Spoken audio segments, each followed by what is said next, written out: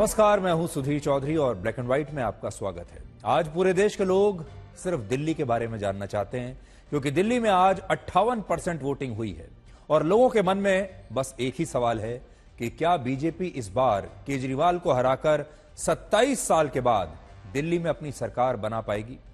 आज हम आपको बताएंगे कि वोटिंग के दौरान दिल्ली वालों का मूड क्या कहता है, कौन से ऐसे फैक्टर्स हैं जिनकी वजह से केजरीवाल हार सकते हैं, और कहीं ऐसा तो नहीं कि केजरीवाल खुद भी चुनाव हार जाएं। 2013 में नई दिल्ली सीट से केजरीवाल ने उस समय की मुख्यमंत्री शीला दीक्षित को हराया था, और समय का चक्र देखिए कि आज उसी सीट पर केजरीवाल को कड़ी चुनौती मिल रही है। आज हम आपको एग्जिट पोल्स के नतीजे भी दिखाएंगे जो काफी दिलचस्प भी हैं और मनोरंजक भी हैं। इसके बाद आपको दिखाएंगे कि जब दिल्ली में मतदान हो रहा था तब महाकुंभ में प्रधानमंत्री मोदी स्नान कर रहे थे। लेकिन सबसे पहले हम दिल्ली के वोटिंग पैटर्न को आज आपके लिए डिकोड करेंगे। आज रात 8 बजे तक दिल्ली की 70 विधानसभा सीटों पर 58% वोटिंग हुई है, जो अंतिम आंकड़ों में यह आंकड़ा जो है 60% तक पहुंच सकता है।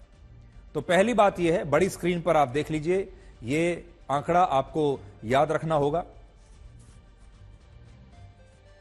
और आंकड़ा यह है कि रात 8 बजे तक के जो आंकड़े हैं, यानी जो लेटेस्ट आंकड़े अभी तक आए हैं, वो कहते हैं कि दिल्ली में 58% वोटिंग अभी तक हुई है, और हो सकता है जब तक आखिरी आंकड़े आएंगे, फाइनल फिगर्स आएंगी, तो ये 60% तक पहुंच जाए। वर्ष 2024 के लोकसभा चुनाव में उससे ये 0.7% कम है, और जब दिल्ली में पिछली बार 2020 में विधानसभा चुनाव हुए थे उससे ये 4.5% तक कम है, और वर्ष 2015 के चुनाव से ये 9% कम है। तो इसको आप देख लीजिए, हाल फिलहाल के जो चुनाव हुए हैं 2015 के बाद से, 2015 के मुकाबले ये 9% कम वोटिंग है। 2020 के चुनाव के मुकाबले ये लगभग 4.7% कम है, और पिछले साल जो लोकसभा का चुनाव हुआ था उससे भी ये आंकड़ा आज 1% कम है। मतलब यह है कि दिल्ली वाले पहले के मुकाबले इस बार वोट डालने के लिए कम बाहर निकले हैं। दिल्ली में देश का सबसे जागरूक और सबसे शिक्षित वोटर रहता है। दिल्ली भारत की राजधानी है, और दिल्ली में कहा जाता है लगभग हर व्यक्ति के पास स्मार्टफोन है। सब लोग मीडिया से जुड़े रहते हैं, सब लोग सोशल मीडिया से जुड़े हुए हैं, सबके पास स्मार्टफोन है, अखबार पढ़ते हैं, न्यूज चैनल्स देखते हैं। सुविधा संपन्न जनता यहां की मानी जाती है। लेकिन इसके बावजूद आज दिल्ली के 1,56,00,000 वोटर्स में से 65 लाख लोगों ने वोट नहीं डाला। देख लीजिए, ये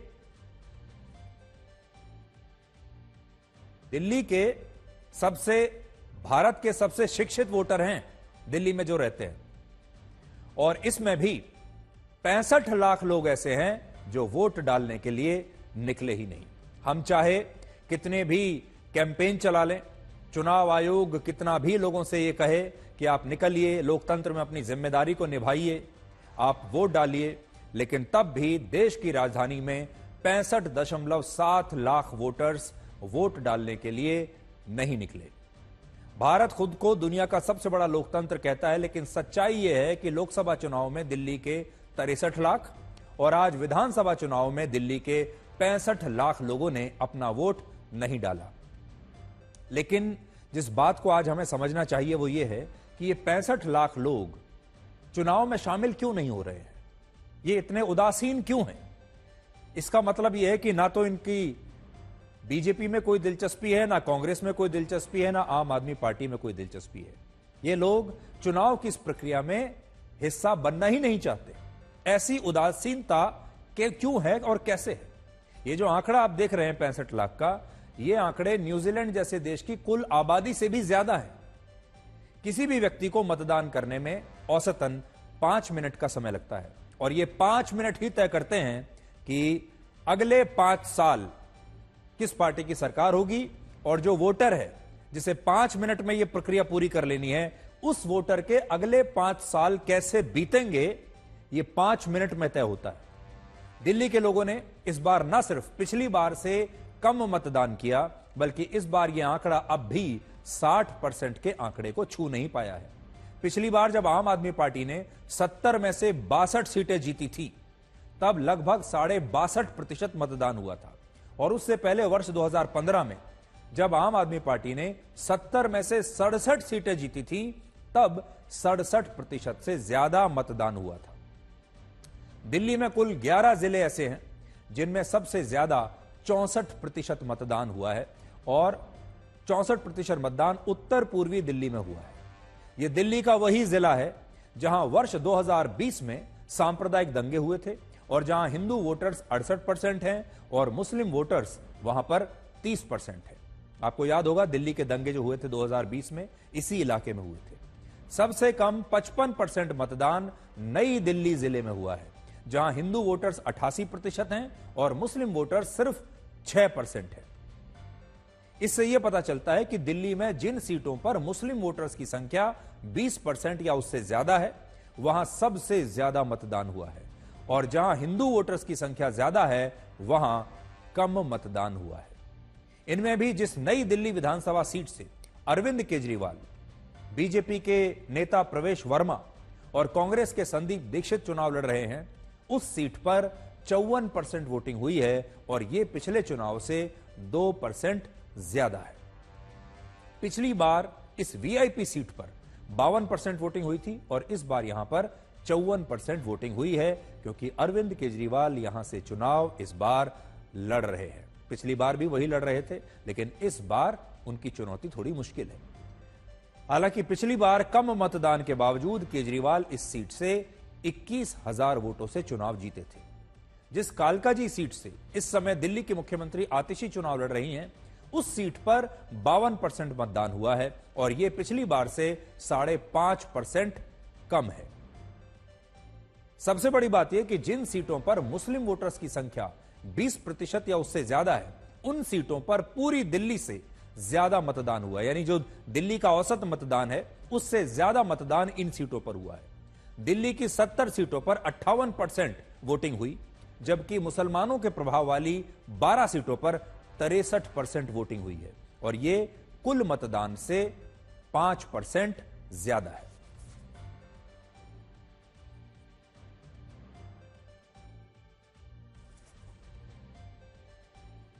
दिल्ली की 70 सीटों में जिन 2 सीटों पर सबसे ज्यादा मतदान हुआ है, वहां मुस्लिम वोटर्स की संख्या 40% से ज्यादा है।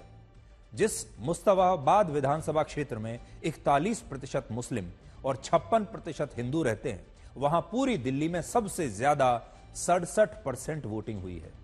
यह वही सीट है जहां वर्ष 2020 में दिल्ली के सांप्रदायिक दंगे हुए थे और इस बार असदुद्दीन ओवैसी की पार्टी ने इन्हीं दंगों के मुख्य आरोपी ताहिर हुसैन को अपना उम्मीदवार बनाया है और यहां सबसे ज्यादा वोटिंग हुई है, 67.7%।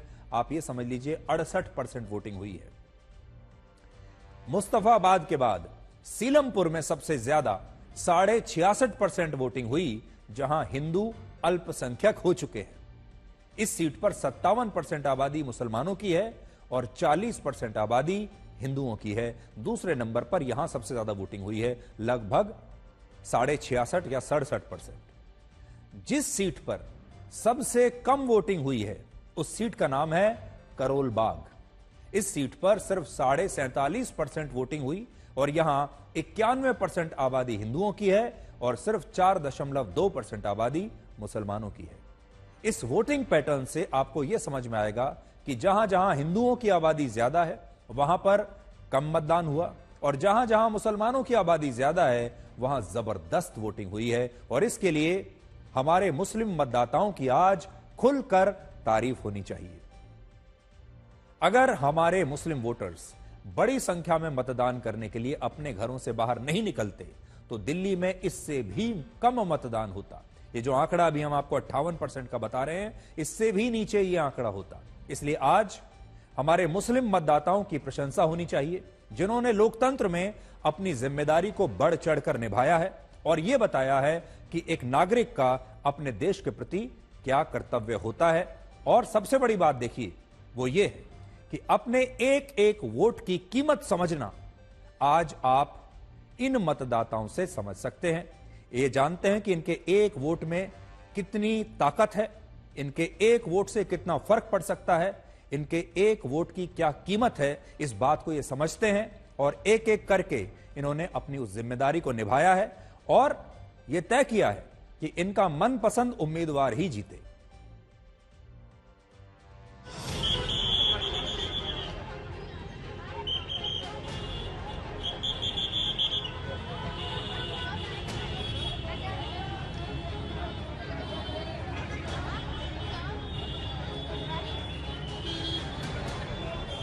शाहीन पब्लिक स्कूल और यहाँ पर बड़े पैमाने पर वोटिंग हो रही है। और जो इंटरेस्टिंग चीज है, यहाँ पर ओखला में सुबह से घूम रहा हूँ, महिला जो वोटर हैं वो काफी ज्यादा बड़ी तादाद में यहाँ पर वोटिंग के लिए आ रहे हैं। अगर आप चारों तरफ देखेंगे तो आपको महिलाएं ही देखेंगी।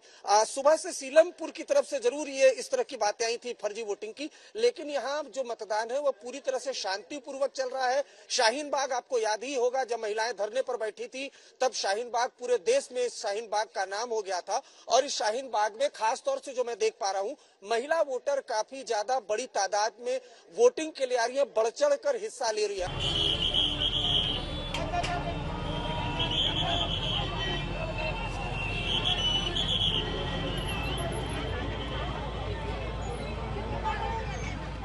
यहाँ पर मुकाबला है वो कांटे का मुकाबला दिख रहा है। और अगर आप यहाँ पर देखिए तो किस तरीके से बड़ी संख्या में जो वोटर्स है, खासतौर से महिलाएं, आपने वोट डाल दिया? वोट डाल दिया? हाँ जी। क्या मुद्दे रहे, क्या सोच कर आपने वोट डाला? इसलिए यही सोचा कि आने वाला कल आज से बेहतर हो। आने वाला कल आज से बेहतर। देखिए यहाँ पर तमाम जो महिलाएं हैं बुरके में आई हैं। और मैं आपको यह भी क्लियर कर दूं, देखिए इन सब के बीच चूंकि इतनी भारी फोर्स थी, यहाँ पर अब पैरामिलिट्री फोर्सेस के जवान और दिल्ली पुलिस के जवान गश्त करने लगे हैं, क्योंकि उम्मीद से ज्यादा भीड़ यहाँ पर है। हम जानते हैं आप सब लोग बहुत बेसब्री से आज अपने टीवी के सामने या स्क्रीन के सामने बैठे हैं, हमें देख रहे हैं और सब लोग ये जानना चाहते हैं कि ये सब बातें छोड़िए, ये बताइए जीत कौन रहा है। ये बताइए कि क्या बीजेपी आम आदमी पार्टी को इस बार हरा देगी। सब लोग ये जानना चाहते हैं। तो हम आपको ये बताना चाहते हैं कि पूरी कोशिश हमारी रहेगी कि हम आखिरी नतीजे तो नहीं बता सकते, क्योंकि वो तो वोटों की गिनती के बाद ही पता चलेगा, लेकिन आज ही ये पूरी कोशिश करेंगे आपको ये बता सकें कि दिल्ली के वोटर के मन में आज क्या था जब वो वोटिंग कर रहा था। तो आप देखते जाइए, धीरे धीरे हम एक एक परत इस चुनाव की आपके सामने हटाएंगे। अब आप ये देखिए कि दिल्ली में हुई कम वोटिंग किस तरफ इशारा करती है। दिल्ली में जो वोटिंग कम हुई है, इसका मतलब क्या है? इससे बीजेपी को फायदा होगा या अरविंद केजरीवाल को फायदा होगा? तो हाल ही में हरियाणा और झारखंड के चुनाव में पिछली बार से कम या लगभग बराबर की वोटिंग हुई थी, जिससे वहां सत्ता परिवर्तन नहीं हुआ। महाराष्ट्र में 5.5% ज्यादा मतदान हुआ था और वहां भी सत्ता परिवर्तन नहीं हुआ था। इसके अलावा दिल्ली में जब आखिरी बार सत्ता परिवर्तन हुआ था, तब उन चुनावों में पिछली बार से 8% ज्यादा वोटिंग हुई थी। वर्ष 2008 के चुनाव में 57.5% मतदान हुआ था और वर्ष 2013 के चुनाव में 65.5% मतदान हुआ था। इसका मतलब कि जो 65% मतदान हुआ था, ये बदलाव के लिए था। बड़ी संख्या में लोग बाहर निकले थे और इस मंशा के साथ बाहर निकले कि उन्हें शीला दीक्षित को और कांग्रेस को इस बार हटाना था। ये वही चुनाव थे जब आम आदमी पार्टी ने 15 वर्षों के बाद दिल्ली में शीला दीक्षित की कांग्रेस सरकार को हराया था और खुद शीला दीक्षित भी चुनाव हार गई थी। इसके अलावा वर्ष 2015 के विधानसभा चुनाव में जब 2% ज्यादा मतदान हुआ, तब आम आदमी पार्टी ने 70 में से 67 सीटें जीत ली थी, जबकि वर्ष 2020 में जब 5% मतदान कम हुआ, तब आम आदमी पार्टी ने 70 में से 62 सीटें जीती थी। इससे यह पता चलता है कि दिल्ली में कम और ज्यादा वोटिंग के आधार पर नतीजों का सही अनुमान लगाना शायद गलत होगा। यह इतना आसान नहीं है, इतना सिंपल नहीं है कि यह कह दिया कि ज्यादा वोटिंग हो गई तो इसका मतलब बीजेपी को फायदा है और कम वोटिंग हुई तो इसका मतलब अरविंद केजरीवाल को या आम आदमी पार्टी को फायदा है। यह इतना आसान नहीं है। दिल्ली में जो पीछे के नतीजे आए हैं वो हमेशा कंफ्यूजिंग रहे हैं इस चीज को लेकर। तो इसलिए आज हम आपसे यही कहेंगे कि इस बात पर मत जाइए कि अगर पहले से मतदान कम हुआ है तो इसका मतलब यह है कि फायदा अरविंद केजरीवाल को हो रहा है, और ज्यादा अगर मतदान होता तो उसका मतलब हम यह निकालते कि यह मतदान बीजेपी के लिए फायदेमंद होगा। अभी नहीं कह सकते, क्योंकि ये जो 58% लोग हैं जिन्होंने वोट दिया है, या हो सकता है ये आगे चलकर 60% का आंकड़ा हो जाए। ये जो 60% लोग हैं, इस बात पर निर्भर करेगा कि ये कौन लोग हैं। हो सकता है कि बीजेपी के समर्थन वाले वोटर्स जो हैं वो ज्यादा बड़ी संख्या में निकले हों, और यह भी हो सकता है कि अरविंद केजरीवाल को समर्थन करने वाले जो वोटर्स हैं उनकी संख्या इनमें ज्यादा हो। लेकिन आज आप यह भी जानने के लिए बड़े आतुर होंगे कि एग्जिट पोल क्या कहते हैं।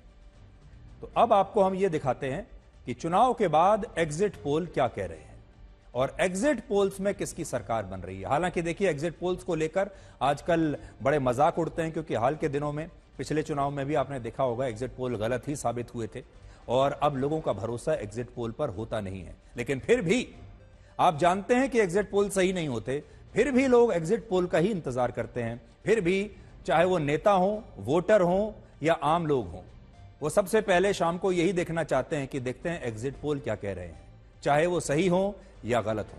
इसलिए आज के एग्जिट पोल क्या कहते हैं वो आप देखिए। दिलचस्प एग्जिट पोल है, अगर आपको विश्वास नहीं भी है तो भी मनोरंजन के लिए देख लीजिए। तो हमने आज शाम हुए 8 एग्जिट पोल्स लिए हैं। इन 8 में से 7 एग्जिट पोल ऐसे हैं जिसमें बीजेपी को पूर्ण बहुमत मिलने का अनुमान लगाया गया है, और एक एग्जिट पोल में बीजेपी और आम आदमी पार्टी के बीच कांटे की टक्कर दिखाई गई है। और हमने ये 8 जो एग्जिट पोल हैं उनका एक औसत आज आपके लिए निकाला है कि ये 8 के 8 एग्जिट पोल्स में जो बताया गया है उसका एक एवरेज जो नंबर है, औसत नंबर, वो हम आपको दिखाएंगे, और इसे हम पोल ऑफ पोल्स कहते हैं। तो पोल ऑफ पोल्स के मुताबिक बीजेपी को 70 में से 39 से 47 सीटें मिल सकती हैं, और वो बहुमत के 36 सीटों के आंकड़े को बहुत आसानी से पार कर सकती है। दिल्ली में 70 सीटें हैं, सरकार बनाने के लिए 36 सीटें चाहिए, और जो एग्जिट पोल हैं ज्यादातर वो ये बता रहे हैं कि बीजेपी बहुत आसानी से सरकार बना रही है। 39 से लेकर 49 तक उसे कहीं भी कुछ मिल सकता है, 39 से 47 सीटों तक। आम आदमी पार्टी को 23 से 31 सीटें मिल सकती हैं इन एग्जिट पोल्स के मुताबिक। तो आप देख सकते हैं 23 से 31, यानी आम आदमी पार्टी सरकार नहीं बना पा रही है अगर एग्जिट पोल्स को आप सही माने तो।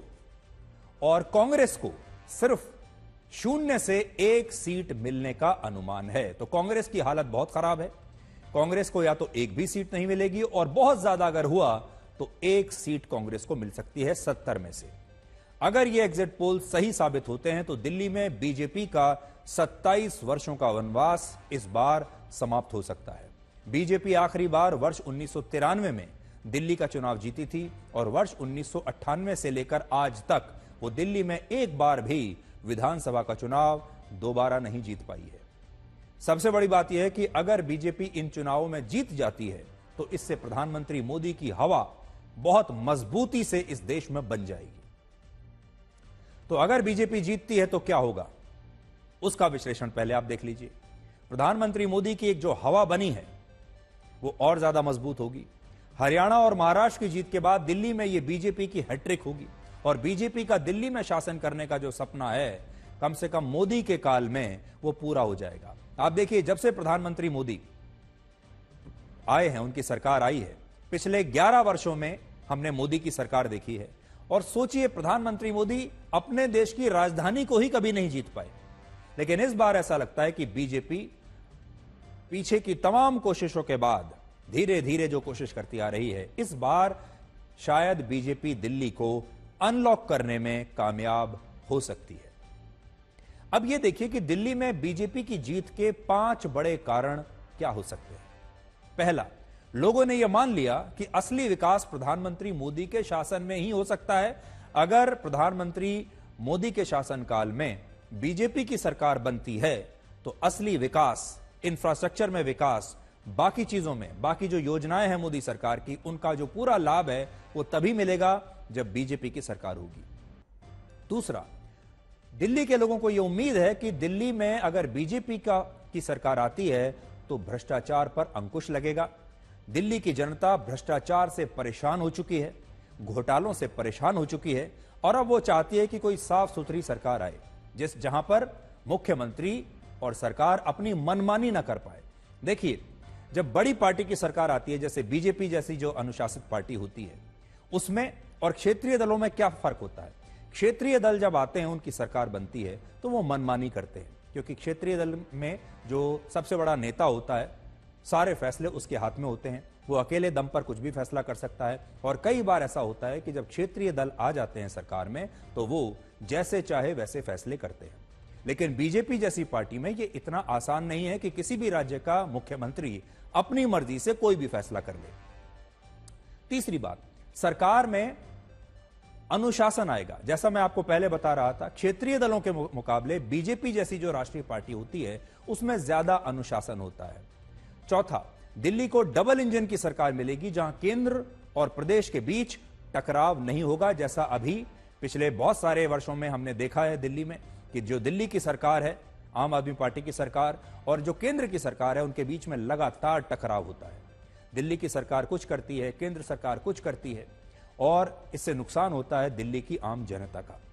पांचवी बात, इस जीत के पीछे केंद्रीय बजट की वो घोषणा भी हो सकती है जिसमें केंद्र सरकार ने, मोदी सरकार ने 12 लाख रुपए तक की सालाना आय को इनकम टैक्स से छूट दे दी थी और इससे दिल्ली का जो मिडिल क्लास है वो खुश हो गया।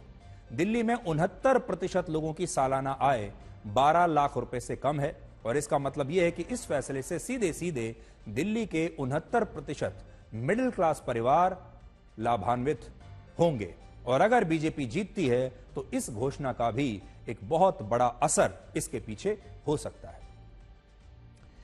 आज के एग्जिट पोल्स के साथ आपको यह भी देखना चाहिए कि आज दिल्ली के लोग इंटरनेट पर किस राजनीतिक पार्टी को सबसे ज्यादा सर्च कर रहे थे। तो आप, जैसा कि आप जानते हैं, दिल्ली में हर व्यक्ति के पास स्मार्टफोन है, सबके पास इंटरनेट है।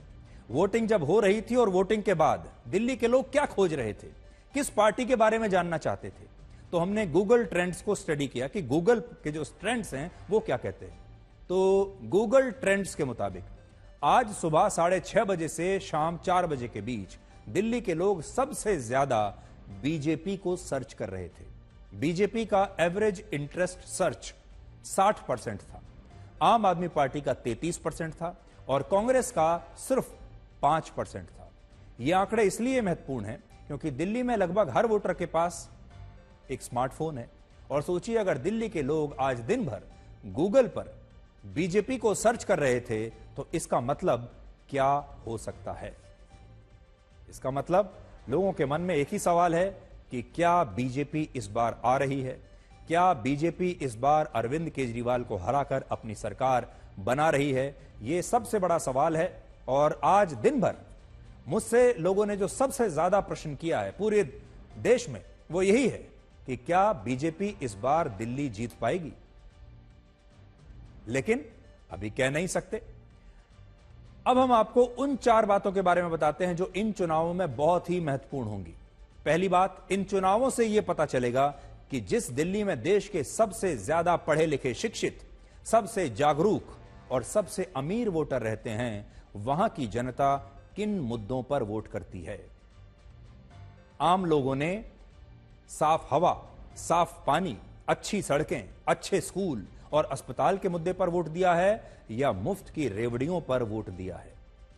और यह दिल्ली की जो जनता है, यह एक केस स्टडी बन सकती है। दूसरा, इन चुनावों में कोई भी जीते लेकिन असली जीत मुफ्त की रेवड़ियों की ही होगी, क्योंकि इस बार सभी पार्टियों का घोषणा पत्र मुफ्त की रेवड़ियों से भरा पड़ा है।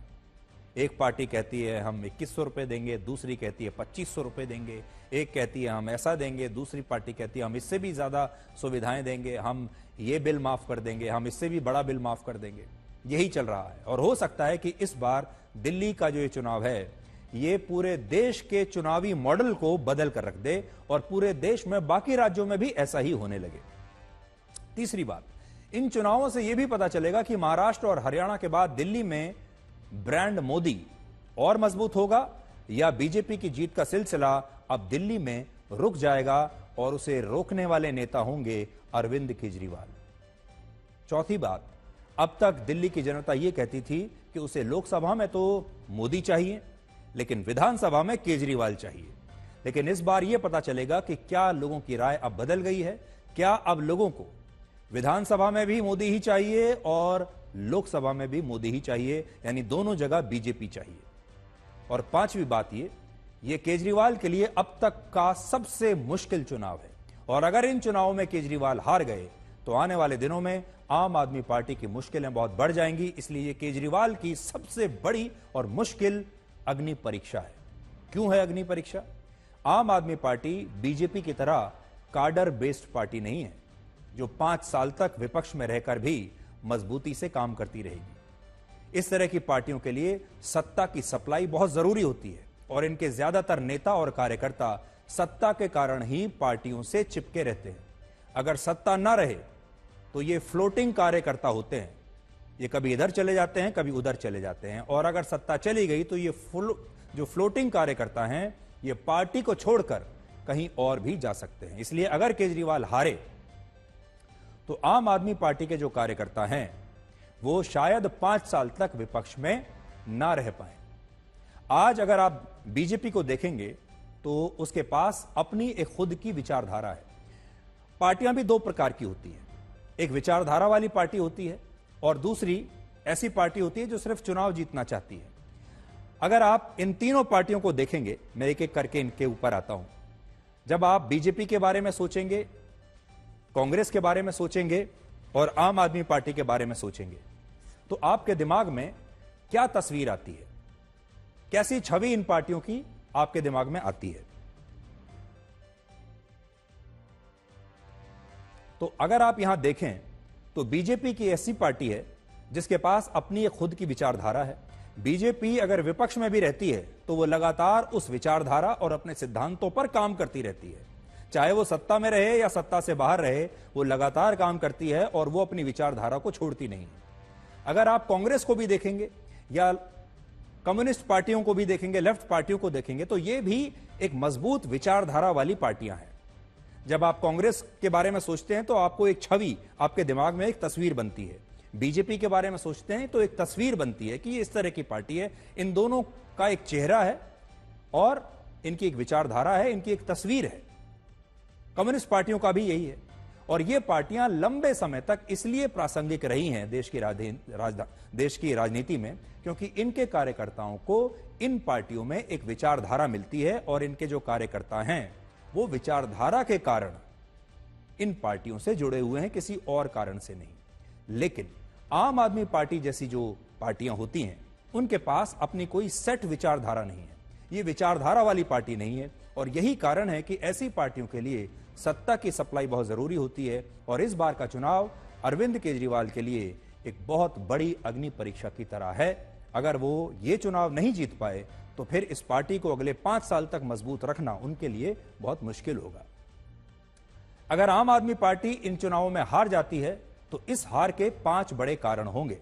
पहला, इतने वर्षों तक सत्ता में बने रहने के बाद भी विकास न करना। दूसरा, दिल्ली की खराब सड़कें। तीसरा, दिल्ली की खराब हवा, यानी दिल्ली में बढ़ता प्रदूषण। चौथा, दिल्ली वालों को साफ पानी नहीं मिला, गंदा पानी मिल रहा है। और पांचवा, शराब घोटाला और भ्रष्टाचार के अलग अलग आरोप। हालांकि अगर केजरीवाल इन चुनावों में जीत गए तो वो राष्ट्रीय स्तर पर एक ऐसे नेता बन जाएंगे जिसमें ब्रांड मोदी को रोकने की ताकत होगी। तो इसलिए अगर केजरीवाल हार गए तो हमने आपको बता दिया कि क्या क्या मुश्किलें आएंगी, लेकिन अगर जीत गए तो फिर उनका जो ब्रांड है, उनकी जो ताकत है, वो पहले के मुकाबले बहुत ज्यादा बढ़ जाएगी और वो राष्ट्रीय राजनीति में एक ऐसे नेता की तरह उभरेंगे जिसके अंदर ब्रांड मोदी को रोकने की ताकत है।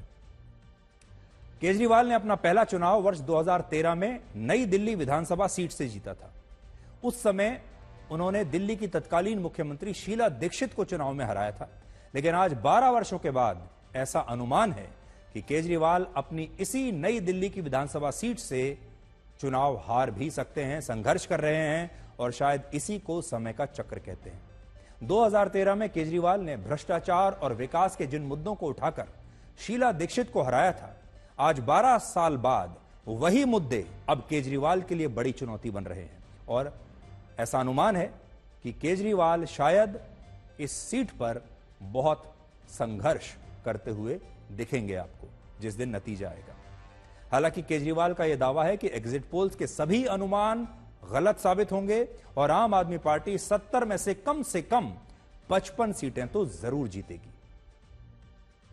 आश्वस्त है चौथी बार क्या आम आदमी पार्टी की सरकार दिल्ली में बनने जा रही है? जाहिर तौर पे जो काम करेंगे उन्हीं को जनता वोट देगी।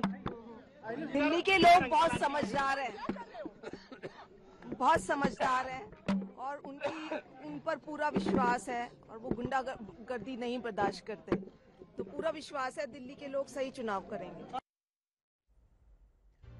दिल्ली के लोग बड़े समझदार हैं, लेकिन ये इस बार क्या करेंगे ये किसी को नहीं पता। ना तो बीजेपी को पता है, ना केजरीवाल को पता है। और कहीं ऐसा ना हो कि दिल्ली के लोग इतने ज्यादा समझदार निकल आए कि वो केजरीवाल को ही धोखा दे दे। अब आप ये देखिए कि क्या केजरीवाल की हार में कांग्रेस का उदय छिपा हुआ है। आज से 12 साल पहले वर्ष 2013 में जब आम आदमी पार्टी ने अपना पहला चुनाव लड़ा था, तब दिल्ली में शीला दीक्षित की सरकार के 15 साल पूरे हो चुके थे। उस समय दिल्ली में कांग्रेस का वोट शेयर था 40% और बीजेपी का वोट शेयर था 36%, यानी कांग्रेस नंबर 1 पर थी। 2013 में जब आम आदमी पार्टी ने अपना पहला चुनाव लड़ा, तब बीजेपी का वोट शेयर तो कम नहीं हुआ, लेकिन कांग्रेस एक तरीके से बिल्कुल हाशिए पर पहुंच गई।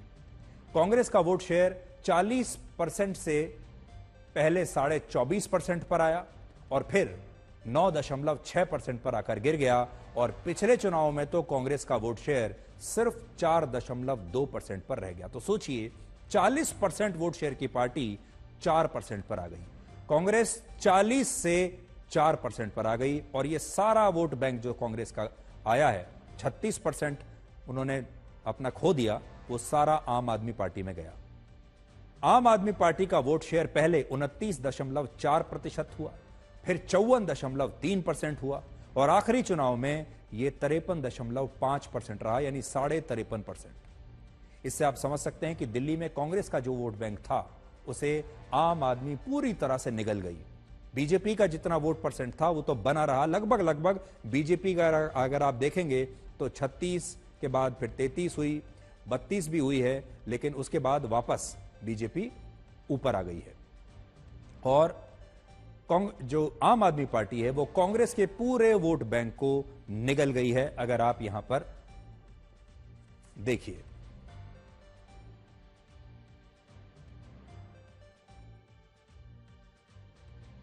तो अगर आप 2013 के बाद देखेंगे तो आम आदमी पार्टी सीधे जंप करके, हरी वाली लाइन आप देखिए, सीधे जंप करके 29% से 54% पर चली गई और फिर 53.5% पर जाकर ठहर गई है।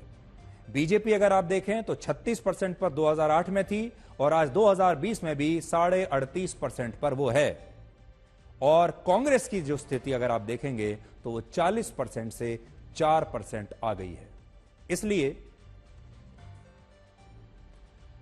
अगर इस बार आम आदमी पार्टी हारती है तो इससे सबसे बड़ा फायदा कांग्रेस का होगा, क्योंकि इससे कांग्रेस का जो वोट बैंक आम आदमी पार्टी ने निगल लिया था वो वोट बैंक आजाद हो जाएगा और हो सकता है कि वो वापस कांग्रेस के पास चला जाए। इन चुनावों में राहुल गांधी के लिए भी एक सीख छिपी हुई है। एग्जिट पोल जो कह रहे हैं वो ये है कि कांग्रेस को या तो एक भी सीट नहीं मिलेगी और बहुत अगर किस्मत अच्छी रही कांग्रेस की तो एक सीट मिलेगी। राहुल गांधी ने दिल्ली में पार्टी के प्रचार के लिए बहुत सारे वीडियोस बनाए, इन वीडियोस पर उन्हें अच्छे खासे व्यूज भी मिले, लेकिन आज राहुल गांधी को यह सोचना होगा कि वो कांग्रेस को व्यूज दिलाने के लिए काम कर रहे हैं या वोट्स दिलाने के लिए काम कर रहे हैं।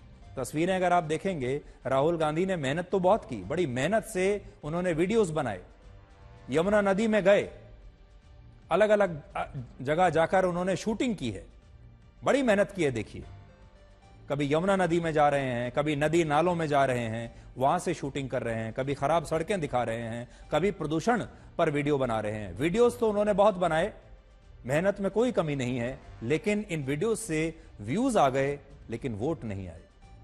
बीजेपी का दावा है कि अरविंद केजरीवाल के साथ दिल्ली की मुख्यमंत्री आतिशी और मनीष सिसोदिया भी चुनाव हार रहे हैं, जबकि आम आदमी पार्टी यह कहती है कि 8 फरवरी को आम आदमी पार्टी एक नया इतिहास रचने वाली है। 8 तारीख का बस इंतजार कीजिए। परवेज जी, क्या होने वाला है?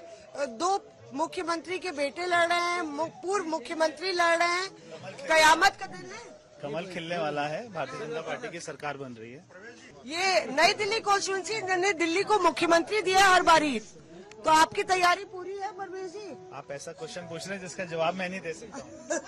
देखिए, इस समय ये तो है कि मतदाता बदलाव चाह रहा है और बदलाव के साथ साथ वो उस पार्टी को देख रहा है जिसने पहले काम किया था। मैं इतना ही कहना चाहूंगा। ये जो दिल्ली का चुनाव है, ये सिर्फ चुनाव नहीं है, ये एक धर्म युद्ध है। ये अच्छाई और बुराई की लड़ाई है, ये सत्य और असत्य की लड़ाई है, ये काम और गुंडागर्दी की लड़ाई है। एक तरफ पढ़े लिखे, ईमानदार, काम करने वाले लोग हैं और दूसरी तरफ गाली गलौच, गुंडागर्दी करने वाले लोग हैं। मुझे पूरा भरोसा है कि दिल्ली के लोग अच्छाई पर, सच्चाई पर, काम पर अपना वोट देंगे। दिल्ली के लोग बुराई को हराएंगे, दिल्ली के लोग गुंडागर्दी को हराएंगे। उनका जो असली व्यक्तित्व था, चरित्र था, वो सामने आ गया। जो केजरीवाल कहते थे वोट केवल मुझे देना, पैसे सबसे ले लो, अब दिल्ली के लोग यही करेंगे। आतिशी ने कल खूब पैसे बांटे हैं झुग्गियों में, 2 बजे तक भागती रही है, पुलिस को दबाव में, अफसरों को दबाव में, प्रेसिडेंट ऑफिसर को साथ लेकर ट्रेन ऑफिसर को घूमती रही है। अब लोग यही कहेंगे इनके पैसे खाएंगे और दिल्ली के विकास के लिए वोट कमल वाले बटन पर दबाएंगे। केजरीवाल, मनीष सिसोदिया, आतिशी तीनों जो है चुनाव मैदान में है और मुकाबला कड़ा है, कैसे देख रहे हैं आप? तीनों हार रहे हैं, बुरी तरह से हार रहे हैं। मनीष सिसोदिया जी भी हार रहे हैं, केजरीवाल जी भी हार रहे हैं, आतिशी जी भी हार रहे हैं। देखिए, इस समय की स्थिति यह है कि अगर आप बीजेपी से पूछेंगे, बीजेपी के नेता से बात करेंगे तो वो कहेंगे कि हमारी 50 से ज्यादा सीटें आ रही हैं। आम आदमी पार्टी से बात करेंगे, केजरीवाल से बात करेंगे तो वो भी यही कह रहे हैं कि हमारी भी 50 से ज्यादा सीटें आ रही हैं। ईमानदारी से कहें तो इन दोनों को ही पता है कि उनकी कितनी सीटें आ रही हैं। और सबसे बड़ी बात यह है कि अगर आप हवा की बात करें तो आखिरी के जो 10 दिन हैं दिल्ली के चुनाव के, उसमें बीजेपी ने अपनी हवा बनाने में कामयाबी हासिल की है। इससे अगर आप देखें, आज से 10 दिन पहले तक बीजेपी की ऐसी हवा नहीं थी, बीजेपी का ऐसा माहौल नहीं था। लोग बीजेपी को गंभीरता से नहीं ले रहे थे और लोगों को लगता था कि बीजेपी अच्छा प्रदर्शन तो करेगी, पहले से ज्यादा सीटें लेकर आएगी, लेकिन इतनी नहीं लाएगी कि आम आदमी पार्टी की सरकार हट जाए, हिल जाए। लेकिन आखिरी के जो 10 दिन हैं, इसमें बीजेपी ने बड़ी मेहनत की है और हवा बनाने में उन्होंने कामयाबी हासिल की है। और अगर आप पिछले 2-3 दिनों की बात करें तो अचानक से दिल्ली में एक ऐसी हवा बनी जिससे लोगों को यह लगने लगा कि हो सकता है बीजेपी बहुत गंभीर हो, और लोगों ने बीजेपी को गंभीरता से लेना शुरू कर दिया कि बीजेपी अपनी सरकार भी बना सकती है। लेकिन यहां हम बात कर रहे हैं हवा की। अगर आप बाहर निकलकर बात करेंगे तो आपको दोनों पार्टियों के समर्थक मिलेंगे, लेकिन पुराने चुनाव में, इससे पहले जो चुनाव हुए हैं, बीजेपी की ऐसी हवा कभी देखने को नहीं मिली है जैसी इस बार देखने को मिली है। ऐसा माहौल बीजेपी के पक्ष में इससे पहले कभी नहीं था। हालांकि ऐसा नहीं है कि बीजेपी के बड़े बड़े नेता पहले चुनाव में 2020 में और 15 में उन्होंने ये दावे नहीं किए थे कि हम चुनाव जीत रहे हैं, तमाम दावे किए थे, लेकिन तब भी लोगों ने गंभीरता से नहीं लिया था। आपको याद होगा, पिछले चुनाव में भी आम आदमी पार्टी ने 70 में से 62 सीटें जीत ली थी। लेकिन इस बार ऐसा लगता है कि बात कुछ अलग है। अगर आप बहुत सेफ साइड पर भी जाएं तो यह जरूर ऐसा लगता है आज के चुनाव को देखकर कि आम आदमी पार्टी की सीटों की संख्या घटेगी और बीजेपी की सीटों की संख्या काफी बढ़ेगी। लेकिन बीजेपी कितना ऊपर आएगी और आम आदमी पार्टी 62 से कितना नीचे जाएगी?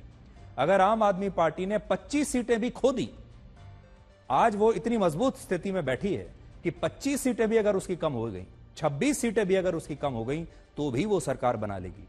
और बीजेपी को इससे कहीं ज्यादा मेहनत करनी पड़ेगी ऊपर आने में कि वो 36 के आंकड़े तक आ सके। लेकिन ये दिल्ली की जनता है, ये कुछ भी कर सकती है। ये अगर शीला दीक्षित को हरा सकती है, उनका खुद का चुनाव, और कांग्रेस को सत्ता से बाहर कर सकती है, तो फिर ये केजरीवाल को भी हरा सकती है और आम आदमी पार्टी को भी सत्ता से बाहर कर सकती है। यहां पर कुछ भी हो सकता है। लेकिन आज दिल्ली में एक और विवाद हुआ है। हर चुनाव में मुस्लिम महिलाओं के बुर्के को लेकर विवाद अक्सर देखने को मिलता है और इस बार यह विवाद दिल्ली में हुआ है। आज बीजेपी ने यह आरोप लगाया कि विपक्षी दल दिल्ली की सीलमपुर विधानसभा क्षेत्र में बुर्के की आड़ लेकर फर्जी वोटिंग करवा रहे हैं, जबकि विपक्षी पार्टियों ने कहा कि बीजेपी चुनाव आयोग की मदद से मुस्लिम महिलाओं को मतदान करने से रोक रही है। विपक्षी पार्टियां कहती हैं कि बुर्का पहनने वाली मुस्लिम महिलाओं का चेहरा देखना उनका अपमान है, लेकिन चुनाव आयोग के नियम यह कहते हैं कि हर वोटर को मतदान से पहले अपना चेहरा दिखाना जरूरी है। और यह नियम पंडित नेहरू की सरकार में बने थे, जब घूंघट में आने वाली हिंदू महिलाओं के वोट खारिज हो जाते थे क्योंकि वो अपना घूंघट हटाती नहीं थी। तो जब हिंदू वोटर्स, हिंदू महिलाएं वोट डालने के लिए आती थीं, वो अपना घूंघट नहीं हटाती थीं और उस समय 1950 में उनके वोट कैंसिल कर दिए जाते थे। लेकिन आज एक खास वोट बैंक के कारण बुर्के को मुद्दा बनाया जा रहा है और इस राजनीति में लोग नियमों को भूल गए हैं, तथ्यों को भूल गए हैं।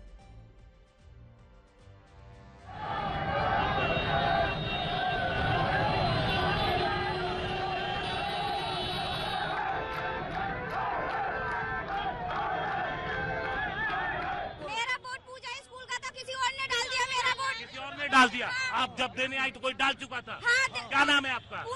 पूनम। हाँ।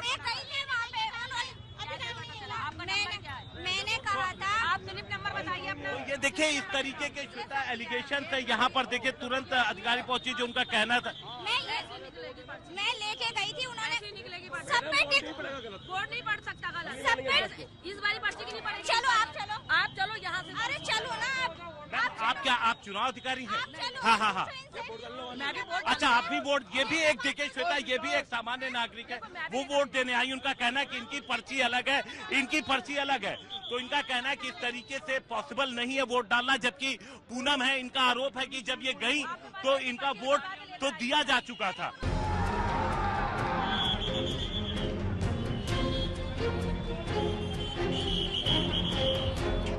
बीजेपी के कुछ कार्यकर्ता पहुंचे थे और उन्होंने बोगस वोटिंग का आरोप लगाया था और उसके बाद यहां पर हंगामा शुरू हो गया और उसके बाद फिर पुलिस यहां पर पहुंची है। जो आरोप लगाए गए थे उसकी जांच की गई और पुलिस का कहना है कि जो भी आरोप उनके सामने आ रहे हैं उन सब की जांच की जा रही है। और अब देखिए पुलिस ने, चूंकि ये जो पूरा इलाका है ये काफी कंजेस्टेड इलाका है, तो फौरन चूंकि आज का दिन है, एफएसटी फ्लाइंग स्क्वाड टीम बहुत ज्यादा यहाँ पर लगातार राउंड कर रही है। और ये जो डिस्ट्रिक्ट है, नॉर्थ ईस्ट डिस्ट्रिक्ट, जो घोंडा चौक है जहां पर हम मौजूद हैं यहाँ पर, तो यहाँ पर पुलिस की काफी मौजूदगी थी आसपास, इसलिए पुलिस ने फौरन इस जगह पर तमाम जो अधिकारी थे वो पहुंचे और इस पूरे इलाके पर उन्होंने जो स्थिति थी उसको कंट्रोल किया और जो लोग थे उनको समझाया गया। और उनको समझा करके पुलिस ने कहा कि अगर आपका कोई भी ग्रीवेंसेस है, अगर कोई भी शिकायत है तो आप वो दीजिए, हम तुरंत उस पर कार्रवाई करेंगे। जिसके बाद लोग यहाँ पर शांत हुए, पुलिस ने उनको शांत कराया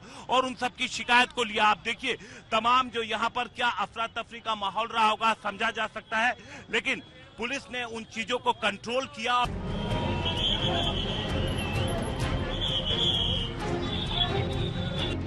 इस बात को स्पष्ट करता हूं कि अरविंद केजरीवाल अपनी हार को देखकर, उनकी गुंडई, शराब, पैसा अगर काम नहीं आ रहा तो फर्जी मतदान पर उतर आए हैं। ये फर्जी सरकार फर्जी मतदान से जीतना चाहती है, लेकिन दिल्ली की जनता इनको मुंह तोड़ जवाब देगी। राजनीति में और चुनाव में एक शब्द आपने बहुत सुना होगा, उसे कहते हैं माहौल। माहौल बड़ा जरूरी होता है और उस माहौल के ऊपर ही वोटिंग होती है। लोग एक दूसरे से पूछते रहते हैं क्या माहौल है, दिल्ली में इस समय क्या माहौल है और देश में इस समय क्या माहौल है। तो आखिर में हम आपको इतना कहेंगे कि अगर माहौल की बात की जाए तो माहौल तो बीजेपी का है। माहौल बनाने में बीजेपी एक्सपर्ट है, बीजेपी के नेता जानते हैं माहौल कैसे बनाना है और माहौल दिल्ली में बन गया है। लेकिन ईवीएम में क्या है इसके बारे में कोई अभी कुछ नहीं कह सकता। जिस दिन नतीजे आएंगे 8 तारीख को, उस दिन का आप इंतजार कर लीजिए अभी, और उस दिन आपको यह पता चलेगा कि ये जो माहौल है ये नकली था या फिर यही माहौल असली था। आज उत्तर प्रदेश की मिल्कीपुर विधानसभा सीट पर भी एक उपचुनाव हुआ है जो बड़ा महत्वपूर्ण है, और वो इसलिए महत्वपूर्ण है क्योंकि ये अयोध्या जिले की वो सीट है जो वर्ष 2024 में अवधेश प्रसाद के सांसद बनने से खाली हुई थी, क्योंकि अवधेश प्रसाद पहले यहां से विधायक थे। उस समय अवधेश प्रसाद फैजाबाद सीट से चुनाव जीते थे, लोकसभा सीट से, और ये जो सीट है मिल्कीपुर की ये खाली हो गई थी।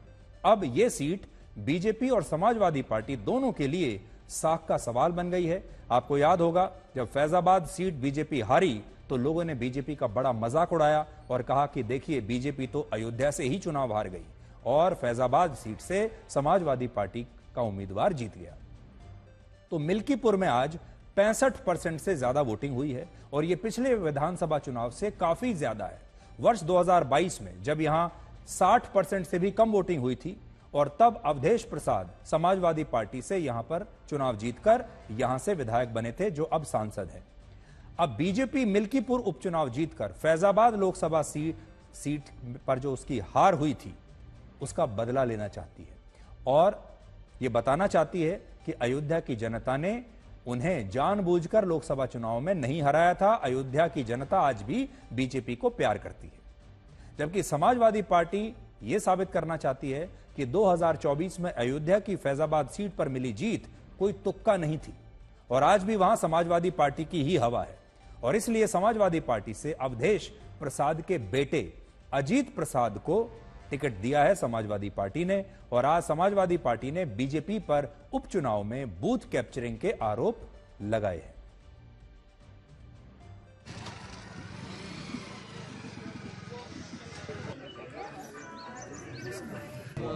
मतदान करके निकले हैं और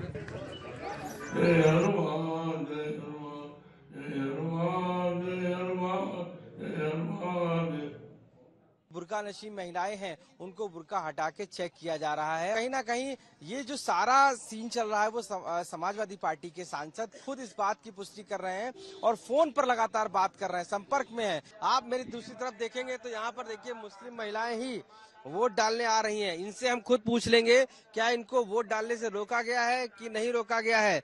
ये बताइए, क्या नाम है आपका? जमीरुल निसा। आप लोगों को वोट डालने से रोका गया है? नहीं, नहीं। कोई रोक रहा है आपको? आज जब दिल्ली में मतदान हो रहा था तब प्रधानमंत्री मोदी दिल्ली से 650 किलोमीटर दूर महाकुंभ में पवित्र स्नान कर रहे थे। महाकुंभ के 24वें दिन प्रधानमंत्री मोदी ने संगम में पवित्र स्नान किया और इस दौरान प्रधानमंत्री मोदी भगवा वस्त्रों में थे और उनके हाथ और गले में रुद्राक्ष की मालाएं थी। प्रधानमंत्री मोदी का स्नान और पूजा का पूरा कार्यक्रम इस तरह से बनाया गया जिससे महाकुंभ में स्नान करने आए बाकी के श्रद्धालुओं को किसी भी तरह की कोई परेशानी न हो। प्रधानमंत्री मोदी मुख्यमंत्री योगी के साथ एक बोट से आए, स्टीमर से आए और संगम में बने एक प्लेटफॉर्म पर उतरे। वहीं उन्होंने स्नान किया, पूजा की और गंगा आरती की और फिर वो वहीं से पानी के रास्ते लौट गए। प्रधानमंत्री के प्रोटोकॉल की वजह से उनके आने जाने के दौरान आम लोगों की एंट्री बंद कर दी जाती है, लेकिन आज ऐसा नहीं हुआ और उनके प्रोटोकॉल का इस तरह से पालन किया गया कि महाकुंभ में स्नान की प्रक्रिया आम जनता के लिए जरा भी प्रभावित नहीं हुई और आम श्रद्धालुओं को यह पता ही नहीं चला कि प्रधानमंत्री मोदी कब आए और स्नान करके कब चले गए।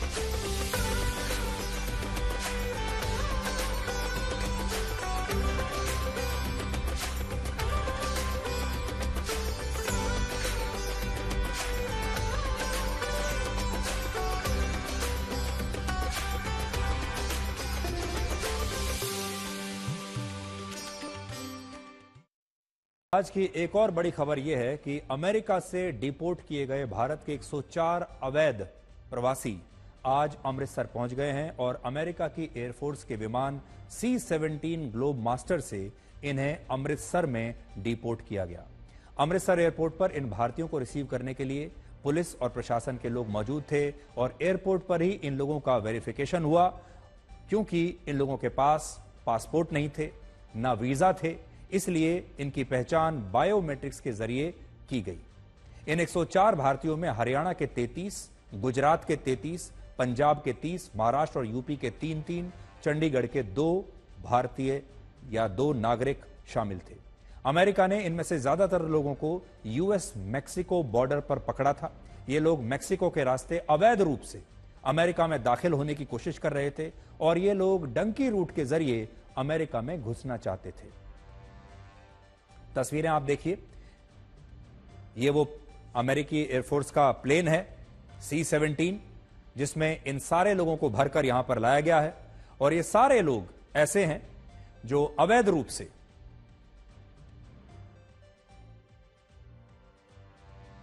अमेरिका गए थे डंकी रूट से, यानी जो एजेंट हैं जो गैर कानूनी तरीके से अमेरिका में लोगों को प्रवेश कराते हैं, ऐसे एजेंट्स को इन लोगों ने लाखों रुपया दिया और वो लाखों रुपए देने के बाद ये अवैध रूप से अमेरिका में प्रवेश करने की कोशिश कर रहे थे, फिर ये पकड़े गए।